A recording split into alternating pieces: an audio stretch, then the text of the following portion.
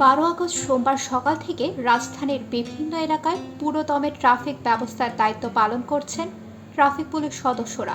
বিভিন্ন এলাকা ঘুরে দেখা যায় ট্রাফিক পুলিশ সদস্যরা তাদের চিরচেনা রূপে রাস্তায় যানজট নিরসনে কাজ করে যাচ্ছেন, আর তাদের সহযোগিতা করছেন একদল শিক্ষার্থী। এছাড়াও সরকার পতনের সময় ও ছাত্র জনতার গণ অভ্যুত্থান চলার সময় পুলিশের প্রতি যে বিদ্বেষ ও ক্ষোভ ছিল মানুষের, আজ সেটা দেখা যায়নি।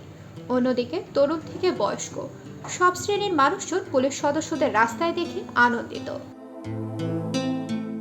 ডিএমপি ট্রাফিক গুলশান বিভাগ সূত্রে জানা যায়, 12 আগস্ট সকাল থেকে রাজধানীর মহাখালী, আমতলী, বনানী পূজা মণ্ডপ, গুলশান 2, গুলশান 1 ও পুলিশ প্লাজা এলাকায় দায়িত্ব পালন করছেন ট্রাফিক পুলিশ সদস্যরা। ছাত্র জনতার গণ অভ্যুত্থানে গত 5 আগস্ট আওয়ামী লীগ সরকারের পতন হয়।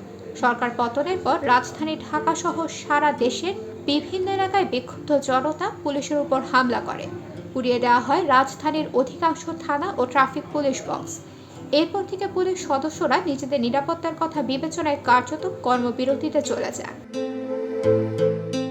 পুলিশ সদস্যরা কর্মবিরতিতে গেলে নিজ উদ্যোগে ট্রাফিক পুলিশের দায়িত্ব পালন করে শিক্ষার্থীরা। তবে অন্তর্বর্তীকালীন সরকারের নির্দেশনায় আবারও দায়িত্বে ফিরছে ট্রাফিক পুলিশ সদস্যরা।